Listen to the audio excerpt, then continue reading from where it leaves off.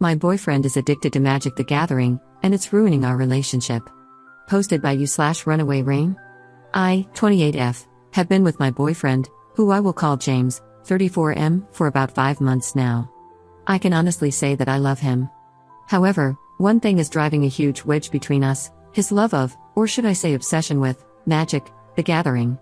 Due to the nature of his job, he's on the road Monday to Thursday. We only see one another 3 days a week. I freelance from home, so I mostly have an open schedule. One of those days is entirely dedicated to MTG. I mean, we're at the shop from 3 until closing, the first one's in and the last one's out, always. Mostly, I'm okay with this.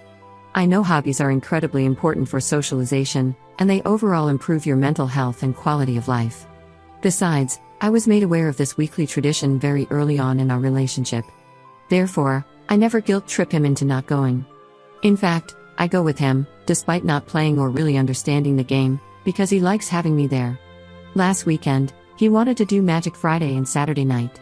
I informed him that I cannot handle 6 hours of MTG 2 nights in a row. I told him he could still go, but I would either find something else to do or stay home and chill. He insisted he would stay with me and hang out, important, as his daughters were in town the week before and we got 0 alone time together if my plans fell through. To be clear, I did not pressure him into not going. I told him I would not make the decision for him. He still chose to stay. That night, he spent 4 or 5 hours playing Magic Online while I sat there and tried to get him to actually interact with me, to no avail. It was always one more game. He finally quit around 2 a.m. He went to sleep before we could have sex, which is a separate but equally important issue. I have a high libido and he has a low libido. We have sex about once a week, which has never been enough for me. I told him at the start that sexual compatibility was important to me, as I never want to feel bad for needing sex to feel close to my partner. I was led to believe he shared this view. Come to find out, we are not sexually compatible, and he is either unable or unwilling to compromise with me despite numerous talks on the subject. In 5 months, I could count the number of times he has initiated sex on one hand. I can count the number of times he has gone down on me with no hands. Given it has never happened, I have asked several times. The answer is always soon. I know I can't force him to be in the mood. I'm just sick of the lack of reciprocation and feeling like we would have no sex life if I didn't push for one. He says he feels bad about not satisfying my sexual needs and ignoring me last weekend to play Magic Online. However, I don't feel any sincerity in his words, because we've been here before with my expressing that I would like him to scale back the amount of magic in our relationship. Reddit, I'm at a loss. I've read this sub for years and I anticipate the sorts of responses I will get here. In fact, I know what I would say if I were on the other side of the computer screen. But I love this man. He is kind, compassionate, gentle and loving. This is one of the easiest relationships I've ever been in terms of generally getting along. He is great with my mental health issues. I should mention that he is the first boyfriend I've had in 8 years. Almost all of my 20s were lost to me due to severe anxiety, depression and addiction issues. I was a hermit until mid-2018. I would say our communication is pretty good. We discuss issues ad nauseum and we do try to compromise. I just don't see the kind of change I desire from these conversations. My main question is, how do I not grow to resent him for his inability to control his magic consumption? Is this relationship salvageable? Or are we too different? Additional context, he was married for 9 years, the marriage ended in 2016. This is the first serious relationship he has been in since. So maybe this is just growing pains? Top/relevant comments. Commenter. Why the hell do you feel you have to hang around watching him play Magic for hours once a week? Do something else. And don't stay in a relationship where there's this much sexual incompatibility this early. He doesn't feel bad enough about not satisfying you that he actually does anything about it. Ops response. Small poding town. Not a lot to do. Also, I've had to start from scratch with establishing friendships. There's that too. I would prefer to just stay home and see him after, but he wants me there. We do spend an hour or so playing Pokemon Go, a game I began playing for him, but I've grown to enjoy beforehand. Commenter 2. I would prefer to just stay home and see him after, but he wants me there. He wants you there so he can show off the fact that he has a girlfriend. I know guys like this, and their fundamental character attribute is selfishness. He shows it by monopolizing your time, and he shows it in the bedroom, or while he's on his computer and you're in his bed alone. This kind of just okay enough relationship is going to rot you from the inside out. You'll slowly feel yourself dying inside as you try to suppress that persistent, panicked realization that this isn't right, and you deserve happiness. But he can't give it to you.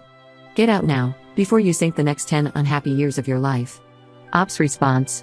This was a gut punch. Update 9 months later. So it has been 9 months since I posted here.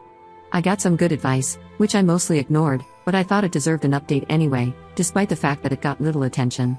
The basis of my previous post was that my boyfriend was addicted to Magic: The Gathering. He constantly wanted me to come to tournaments with him and watch him play, even though I had no interest in the game and it was boring to me.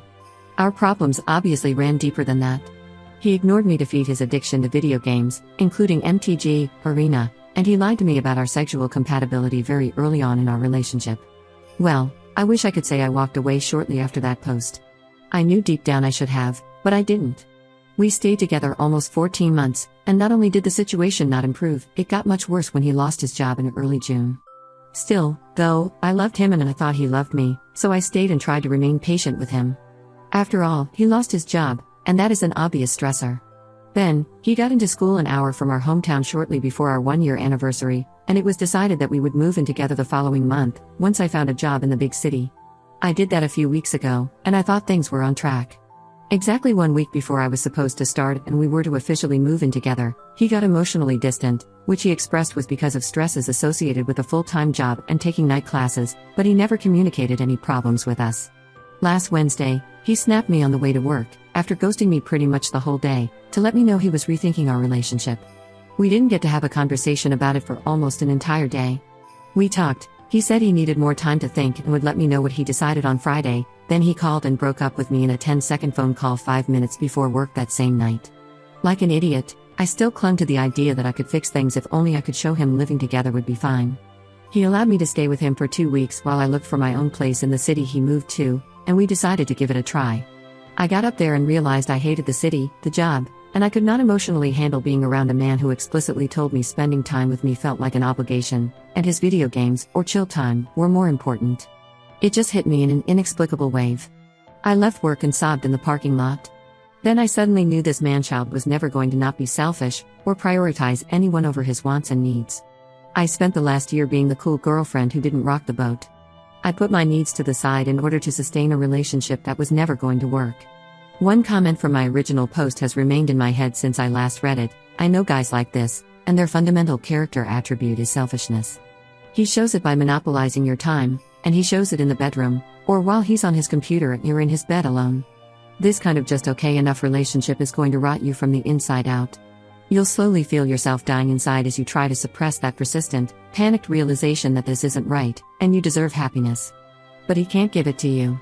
Get out now, before you sink the next 10 unhappy years of your life. It pretty much hit the nail on the head. I knew things weren't right, but I still tried, and my efforts failed. It hurts like hell still, because I do genuinely care for him, but it's for the best. I've moved from the grief and denial stages into anger. I'm angry with him for being so damn selfish and being so bad at communication, but I'm mostly mad at myself for getting into a relationship with someone like him in the first place. He says we should break up, work on ourselves separately, then try to find our way back to each other, and I thought I wanted that, but again, he is literally never going to change. I, on the other hand, am gonna go have some good sex for a change, with a guy who doesn't treat it as an obligation. I'm gonna reconnect with my friends, and use this learning experience to finally get my own physical and emotional problems under control. I'm not doing it for him, but for myself. I advise anyone who is dealing with a significant other who has an addiction, or incompatible libidos to leave if you try to talk it out and nothing changes. You can't save them, you can only save yourself. Don't be like me. Don't waste a year of your life on a selfish person who only cares about their next fix, be it drugs, alcohol, gambling, or a video game addiction. You'll find yourself miserable and alone in your own relationship, and you only have yourself to blame. Top/relevant comments. Commenter. What resonated with me was your talking about being the cool girl. I always try to be the cool girl too. After some recent discoveries about my husband, and getting into therapy for myself, I am finally okay with being myself and not cool. I'm not going to compromise myself any longer to try to make myself fit with him. Commenter 2. Gillian Flynn has the best take on the cool girl. Men always say that as the defining compliment, don't they? She's a cool girl.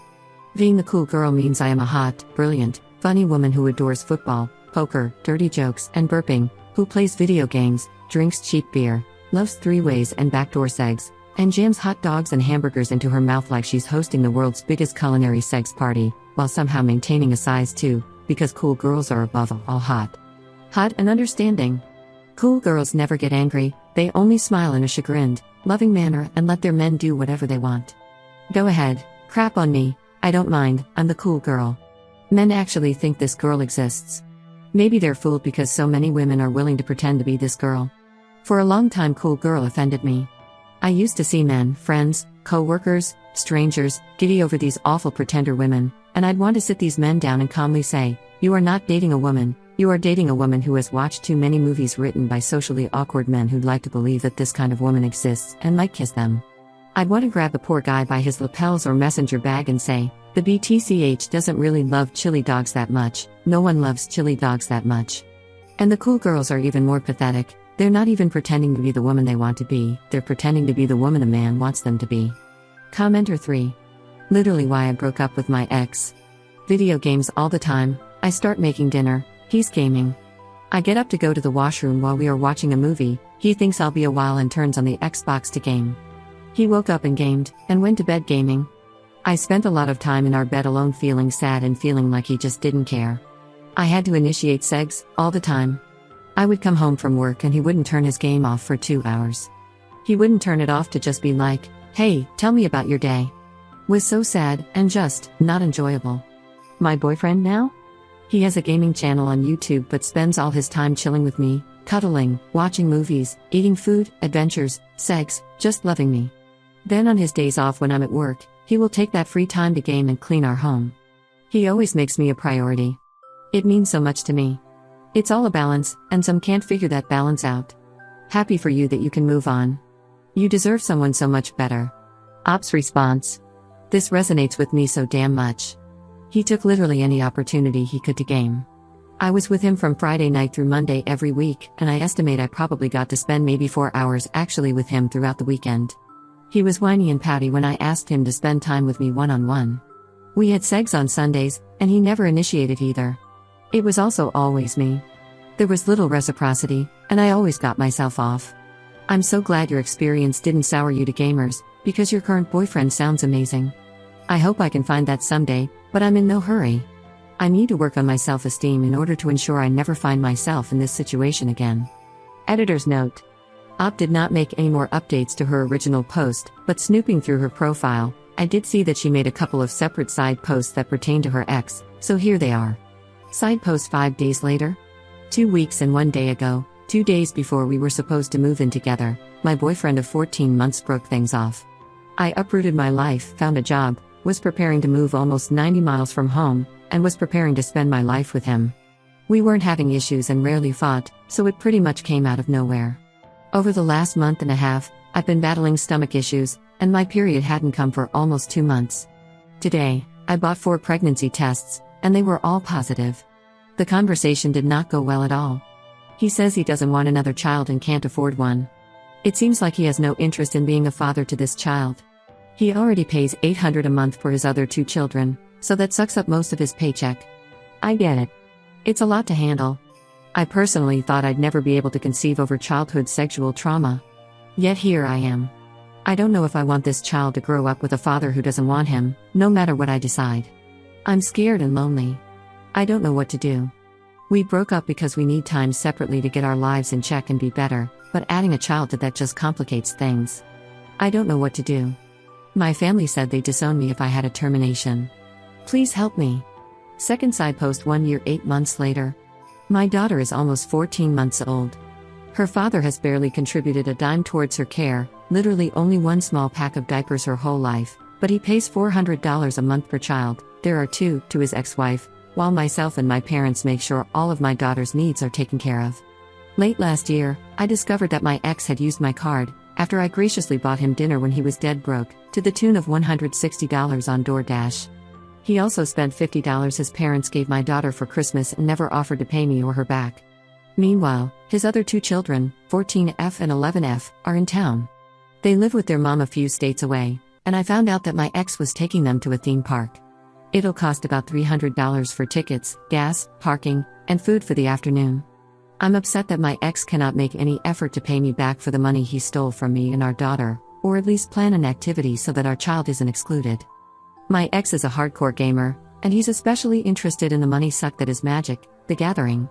He participates in tournaments twice a week, every week, a few miles from the house I share with our child, but he barely sees her every other week for about half an hour. We broke up in May, and he has seen her 30 minutes, 3 hours on her birthday, and 2 hours last week. I had to bring her to him last time. He said from the beginning that he would only be in her life so long as I didn't pursue him for child support, so I really shouldn't be surprised that she's the bastard stepchild. He didn't get her a birthday or Christmas present, and her parents only sent a gift card for her b-day. They probably think I'm unappreciative, but I never saw their gift to her. He's making me feel absolutely awful for thinking our child deserves a loving parent that contributes to my child's care equally. So I'm wondering if I'm the jerk for wanting him to help contribute to her future college fund. I don't need or want his money. Editor's note. That last post was made 4 years ago in July 2019, and no more relevant information has been shared since. Hopefully, things turned around for her, and she was able to have less stressful days for herself and her daughter.